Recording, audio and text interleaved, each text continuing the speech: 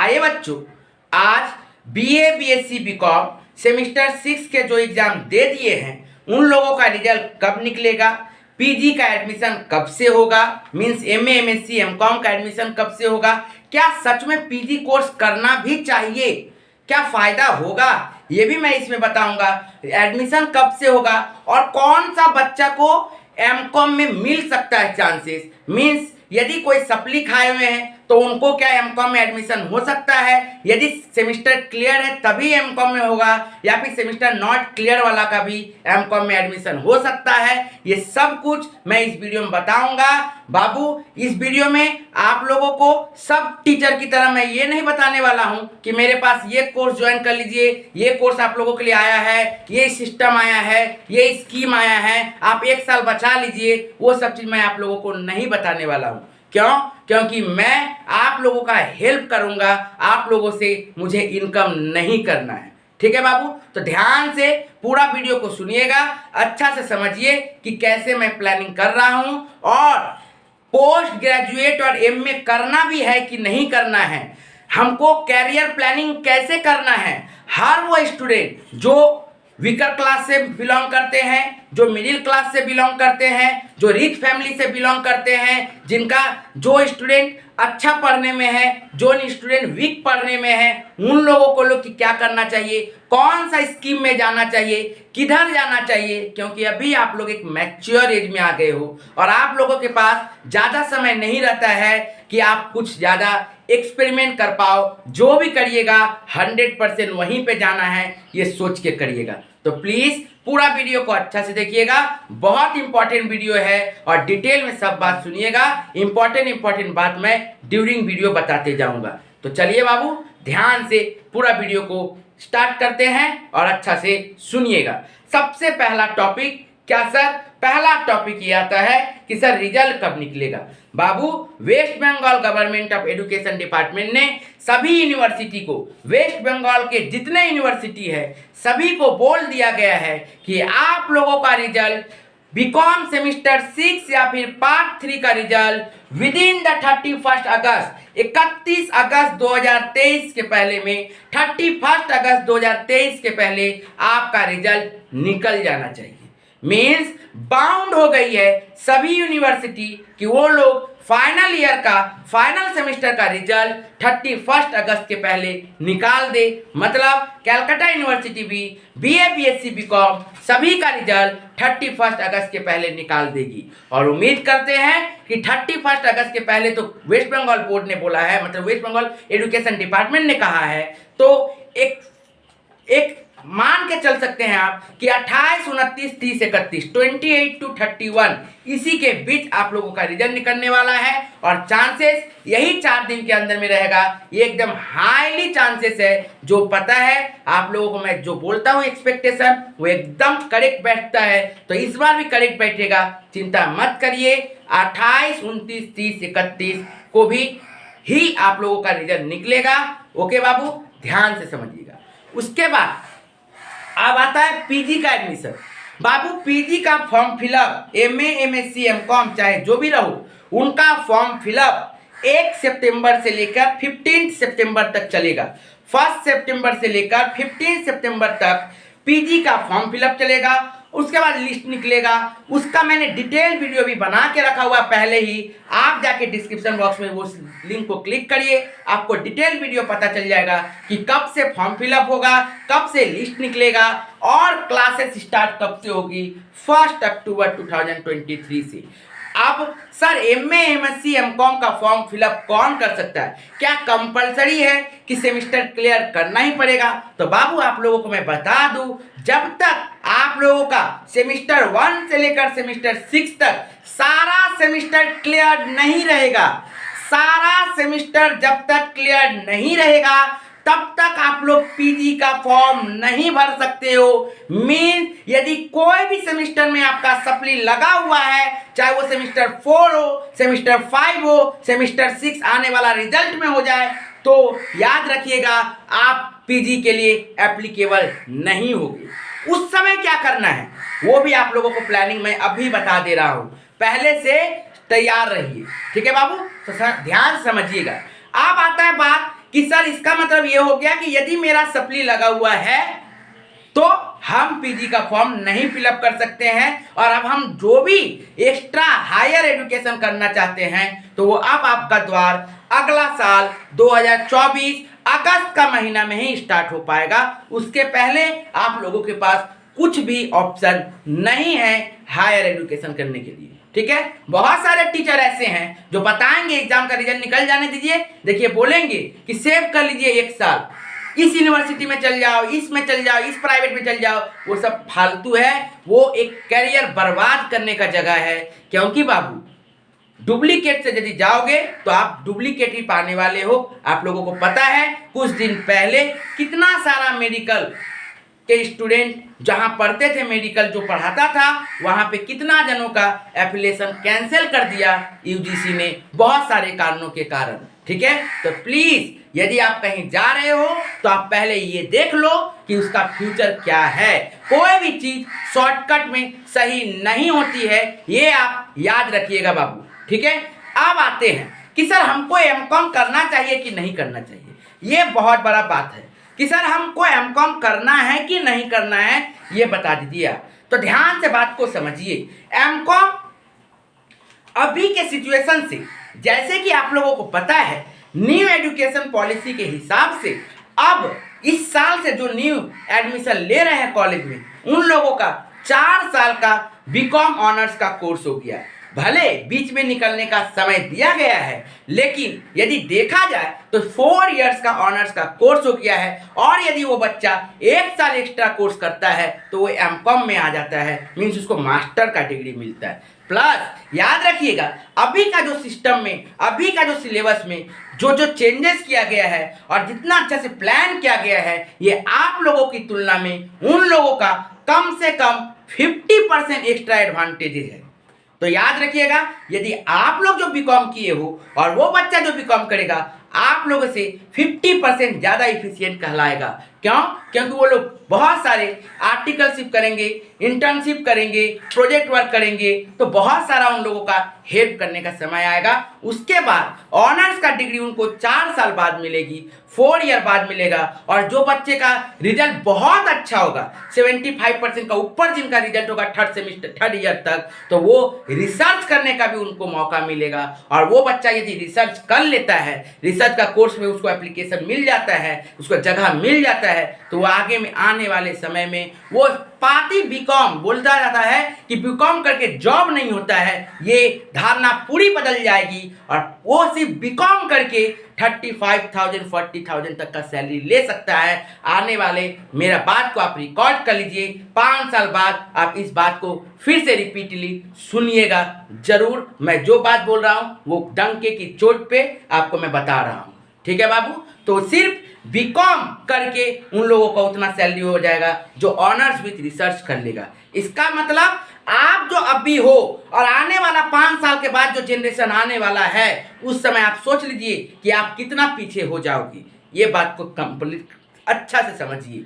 इसका मतलब सर क्या सर हमको पोस्ट ग्रेजुएट करना ही चाहिए? तो मैं कहूँगा आप लोगों को कि आप लोग जरूर पोस्ट ग्रेजुएट का कोर्स करिए। भले आप कुछ भी करना चाहो, ठीक है ना, भले आप रेगुलर से नहीं कर सकते हो तो डिस्टेंस से कर लो, पर पोस्ट ग्रेजुएट एक ऑप्शन को खोल के रखो। ये क्यों बोल रहा हूँ मैं डिटेल में मैं समझाऊंगा, उसके लिए भी एक वीडियो अच्छा से आएगा, वो भी आपको मैं बताऊंगा। लेकिन पोस्ट ग्रेजुएट मैं बोलूँगा कि कर लीजिए, क्योंकि आपके आने वाले 5 साल बाद, ये 1-2 साल बाद नहीं, 5 साल बाद 5th ईयर से देखिएगा तहलका मचा हुआ रहेगा और आप लोगों के साथ बहुत ही बुरा हाल होने वाला है। ठीक है, तो प्लीज आप लोग के पास अभी भी 3-4 साल बचा हुआ है कि उन लोगों जो कंपटीशन आएगा उसके पहले ही हम एक तैयारी अपना बना ले कि कोई हमको हरा नहीं सकता। और वो कैसे होगा? अपने आप को अच्छा करके।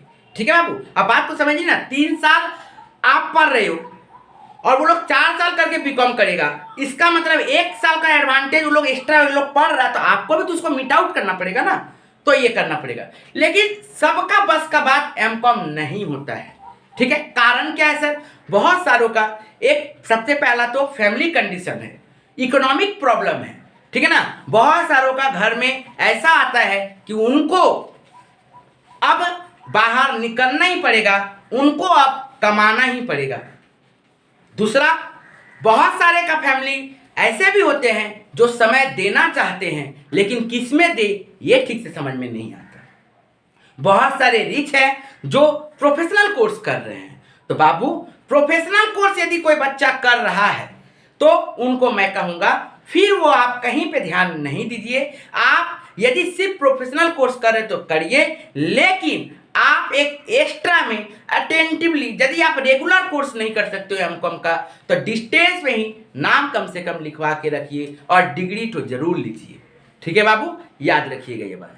अब जो वीकर क्लास से है तो बाबू उनके लिए भी यही क्लास है कि यदि आप मान लो कि आपको जॉब करना कंपलसरी है, आप रेगुलर कोर्स नहीं कर सकते हो, तो आप दो तरीका अपना सकते हो। या तो आप सीयू के अंदर में रेगुलर एमकॉम में जाओ, लेकिन आप वैसा कॉलेज चुनो जहां पे अटेंडेंस का लेकर थोड़ा सा, ऐसे तो सीयू का तो रूल रहता है 60% 75%, लेकिन रूल तो धरा का धरा रह जाता है। तो देखिए कि कौन सा कॉलेज में अटेंडेंस को लेके उतना चाप नहीं करता है। मैं कॉलेज का नाम नहीं बताऊंगा क्योंकि इससे कॉलेज का इमेज खराब हो सकता है, तो मैं कॉलेज का नाम नहीं बताऊंगा।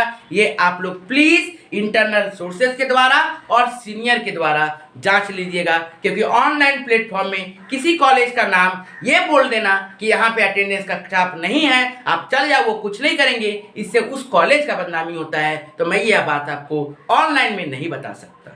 ठीक है बाबू, तो प्लीज आप लोग वो जरूर देखिएगा कि कौन सा कॉलेज अटेंडेंस को लेके चाप नहीं करती है, तो वहां पे आप क्या करिए, नाम लिखवा लीजिए और फिर आपको जो जॉब करना है आप करिए। पैरेलल दो काम करिए, क्योंकि बाबू ये भी मैं नहीं बोलूंगा कि आप सिर्फ पढ़िए। देखिए, आपके पास, आपको पता है कि आप ग्रेजुएट किए हो, यदि प्राइवेट जॉब में यदि जा रहे हो तो आपको 3-4 साल एक्स्ट्रा सुनेगी कंपनी। आपको बीएड 3-4 साल ही कर सकती है, उससे ज्यादा 3-4 साल के बाद कंपनी आपको बीएड नहीं कर सकती है। मतलब यदि आप लोग 3-4 साल ओल्ड स्टूडेंट हो जाओगे, उसके बाद कंपनी के पास जाओगे कि मुझे जॉब चाहिए, तो वो कंपनी आपको नहीं देने वाली, बोलेगी इतना साल क्या कर रहे थे आप। ठीक है, तो बोला आप यदि बोलोगे हम तो सीए पढ़ रहे थे, तो बोले पढ़िए अच्छा से, तब वही उसी पे आप अपना करियर बनाइए। आप यहाँ पे मत आइए, मैं यहाँ पे एकदम फ्रेशर्स को लेता हूँ, मतलब जो एकदम ताज़ा ताज़ा पढ़ के आते हैं, मैं उन्हीं को लेता हूँ। तो ये प्राइवेट कंपनियां में ये सब बहुत कुछ प्रॉब्लम है। ठीक है ना। तो प्लीज जिनका फैमिली कंडीशन खराब है या फिर weak family, middle class family से आते हैं, तो उनको यदि जॉब करना है, तो मैं कभी भी अपने स्टूडेंट को भी, मेरे पास तो बहुत लोअर क्लास फैमिली से भी स्टूडेंट है, मैं कभी भी उन लोग को ड्यूरिंग कॉलेज में भी कभी भी मैं उनको ये नहीं बोला हूँ कि आप मत पढ़िए या फिर आप मत जॉब करिए। मैं दोनों को बोलता हूँ, सबको बोलता हूँ कि आप मिक्स करके करिए। अब लेकिन बात यह है कि ये तो पास आउट वाला एमकॉम कर लेगा या फिर प्रोफेशनल कोर्स कर रहा है तो प्रोफेशनल कोर्स कर लेगा, क्योंकि दिमाग अच्छा है तो वो प्रोफेशनल कोर्स करेगा, दिमाग थोड़ा वीक है तो वो क्या करेगा, एमकॉम एमए में एडमिशन करा लेगा। ठीक है ना, थोड़ा सा तो कम पढ़ाई करना पड़ेगा। लेकिन जो बच्चे का सप्ली लगा हुआ वो क्या करेंगे आप? जो बच्चा सप्ली लग गया है, जिसका 4th में सप्ली लगा हुआ, 5th में सप्ली लगा हुआ है, किसी एक में लगा हुआ है, या फिर 6th का जो रिजल्ट आने वाला वहां पे यदि सप्ली लग गया तो क्या करेगा वो बच्चा?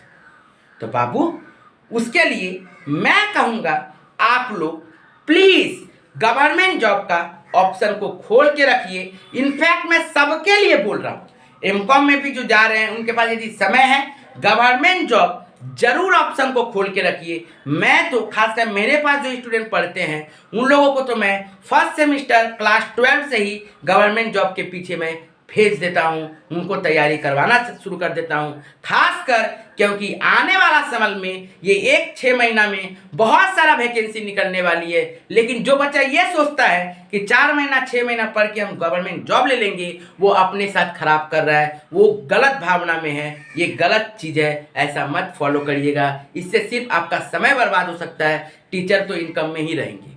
ठीक है बाबू, तो इसको आप सब समय समझ के रखिएगा। ठीक है, ओके। स्टेप को फॉलो करना होता है कोई भी कॉम्पिटिटिव एग्जाम में, और उस स्टेप को फॉलो करना चाहिए। मेरा वीडियो आएगा, उस वीडियो में मैं सिर्फ कॉम्पिटिटिव एग्जाम के बारे में बताऊंगा कि कैसे आप कॉम्पिटिटिव एग्जाम का तैयारी शुरू कर सकते हैं। तो बाबू जो खासकर सप्ली जिनको लगा हुआ है वो 1 साल तो आप कुछ कर नहीं सकेंगे, तो उनको मैं बोलूँगा चुपचाप आप जॉब ज्वाइन करिए। पैसा मत देखिए कि 8,000 मिल रहा है, 10,000 मिल रहा है, 12,000 मिल रहा है, 15,000 मिल रहा है, जो भी हो रहा है कर लीजिए, लेकिन आप कम घंटा का काम करिए। आपको पढ़ाई के लिए टाइम रहना चाहिए, भले 2,000 रुपये हमको कम मिले कोई प्रॉब्लम नहीं है, लेकिन आप जॉब करिए। देखिए करने का मतलब क्या है, आप बोलिएगा सर पैसा के लिए सब समय बोल रहे हैं, जो रिच क्लास का फैमिली का होगा वो सोचेंगे कि सर गलत बता रहे हैं, जो वीक हो गए वो तो बोलेंगे सही बात बोल रहे हैं। लेकिन जो रिच है बाबू, रिच वाले लोग मिडिल क्लास और लोअर क्लास फैमिली का दर्द नहीं समझ सकते हैं। वो जब खाने बैठते हैं ना तब उनको दर्द पता चलता है कि मेरा इनकम नहीं हुआ है तो आज क्या सिचुएशन है। ठीक है बाबू, तो यदि मान लीजिए कि आपका आने वाला 2 साल 3 साल में एमकॉम क्लियर नहीं हो रहा है, मान लो बीकॉम आने वाला जो सप्ली है अगला साल भी क्लियर नहीं हो रहा है, मान लो, सब हाइपोथेटिकली है कि मान लीजिए कि आप अपना करियर के लिए जो पढ़ाई के पीछे जो समय दिए, या फिर मान लीजिए सिर्फ कॉम्पिटिटिव के लिए दिए थे, 2 साल दे दिए, 3 साल दे दिए, 4 साल दे दिए, पास नहीं हो पाए, तो यदि आप कोई काम यदि नहीं कर रहे हो तो उससे क्या हुआ, आपका पूरी 3-4 साल बर्बाद हो गया। मतलब अब आप मोटा मोटी 25-26 साल के हो गए हो और अभी भी आप बेरोजगार हो। ये मुझे सही नहीं लगता है, खासकर अभी का इतना मॉडर्न ज़माना में, जब आपका कोई एक दोस्त दिखेगा कि एक बुलेट लेके जा रहा है और दूसरा दोस्त पैदल जा रहा है, तो आपको पता चलेगा बाबू कि क्या फ़र्क है। ठीक है, भले उसका फैमिली खरीद के दी हो, भले अपना इनकम का नहीं हो, लेकिन वो रिच क्लास का फैमिली है, इसीलिए वो कर पा रहा है ये चीज़, लेकिन आप लोअर मिडिल क्लास का फैमिली हो, आप वो नहीं कर सकते। तो आपको वो चीज़ को समझना पड़ेगा और आपका प्लानिंग आप अपना फैमिली कंडीशन को देख के करिए। बहुत सारे ऐसे इंटेलिजेंट स्टूडेंट भी होते हैं, उनको मैं डायरेक्ट बोलता हूँ कि आपको 1 साल तक कुछ भी इधर उधर नहीं करना है, 1 साल पूरा अच्छा से पढ़ाई करिए, आप ये प्रोफेशनल कोर्स निकाल पाओगे, गारंटी है कि निकाल पाओगे। आप ये कॉम्पिटिटिव निकाल पाओगे, गारंटी है कि निकाल पाओगे। तो अपना पोटेंशियल को समझिए, ओवर कॉन्फिडेंट नहीं, अपना पोटेंशियल को समझिए, सच में क्या आप कर पाओगे। आप अब जो आपका उम्र है उसमें आप पॉजिटिव कम और नेगेटिव ज़्यादा सोचिए, 60% नेगेटिव सोचिए और 40% पॉजिटिव सोचिए, तब आपका करियर बन सकता है एक सही समय में। नहीं तो यदि आप एक्सपेरिमेंट करते रहिएगा कि 1 साल यहाँ गए, 1 साल वहाँ गए, वो समझ में नहीं आया तो 6 महीना वहाँ काम किए, वो समझ में नहीं आया तो 6 महीना वो पढ़ाई कर लिए, ऐसे नहीं होता है बाबू। तो आपको अभी एक बहुत ज़्यादा जानकारी लेना चाहिए कि कैसे हम इसको कंप्लीट कर सकते हैं। आप लोगों को पता होना चाहिए कि मैं आप लोगों के लिए बहुत जल्द 1-2 दिन के अंदर में मैं आप लोगों के लिए कॉम्पिटिटिव और प्रोफेशनल और एमकॉम में डिफरेंस को बताते हुए मैं बताऊंगा कि कैसे कौन सा बेस्ट होगा, क्योंकि रिजल्ट आने में अभी समय है। ठीक है ना, तो धीरे धीरे मैं आप लोगों को बताऊंगा। अभी थोड़ा 4th सेमेस्टर में मैं बहुत बिजी हूँ, मुझे तो इनकम करना रहता नहीं है कि तुरंत हम क्लास, अभी तक सेमेस्टर 6 का एग्जाम देके निकले कि नहीं निकले, उसके पहले हम कॉम्पिटिटिव कोर्स का एडवर्टाइजमेंट करने लगे और ये कोर्स वो कोर्स का एडवर्टाइजमेंट करने लगे। वो हम नहीं कर सकते हैं क्योंकि अभी बहुत चाप है बाबू 4th सेमेस्टर का। आप लोगों को मैं 6th सेमेस्टर का धीरे धीरे 31 अगस्त तक रिजल्ट है, उसके पहले मैं आप लोगों को सब कुछ बता दूंगा, हर एक चीज़ बता दूंगा। तो प्लीज़ मेरा चैनल को फॉलो करते रहिएगा और अपने दोस्तों तक जरूर शेयर करके रखिए ताकि उन लोगों को भी बहुत हेल्प मिले। मुझे लगता है इस वीडियो से कम एक ओपन आप लोगों को डेट पता चल गया होगा, एमकॉम का डेट पता चल गया होगा और कौन एमकॉम कर सकते हैं वो पता चल गया होगा, साथ साथ ऊपर एक ओवरव्यू पता चल गया होगा कि किसके लिए क्या बेटर होता है और क्यों बेटर होता है। और कंपैरिजन, मैं 2 चीज का कंपैरिजन करूंगा, क्या क्या कि कॉम्पिटिटिव प्रोफेशनल एमबीए ये ना तेना एमकॉम वो, और एक प्रोफेशनल सीएस। तो ये 3 में कौन सा बेटर होगा ये कॉम्बिनेशन दिखाऊंगा। साथ ही साथ मैं ये भी कॉम्बिनेशन में लेके आऊंगा चार्ट के साथ कि स्टूडेंट कैसे हो और आपका फैमिली प्लानिंग मतलब इकोनॉमिक कैसा सिचुएशन में है, उस हिसाब से मैं आपको डिसीजन दूंगा। ये ऐसा वीडियो आपको कोई भी यूट्यूब पे नहीं बता पाएगा, ये मैं आपको गारंटी दूंगा।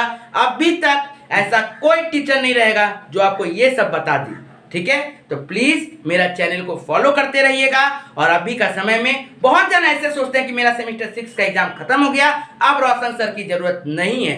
पहला बात तो ये, सेमेस्टर 6 का आपका रिजल्ट कंप्लीट नहीं हुआ है, पहली बात। दूसरी बात ये कि आप लोगों का करियर, आप लोग कैसे आगे बढ़ सकते हो, क्या करना है, कैसे करना है, ये एकमात्र रोशन सर ही आपको बता सकते हैं। तो अनसब्सक्राइब करके कोई फायदा नहीं है, अनफॉलो करके कोई फायदा नहीं है, आप अपना नुकसान कर रहे हो, ठीक है बाबू। तो प्लीज सब्सक्राइब करते जाइए और अपने दोस्तों तक शेयर करते जाइए।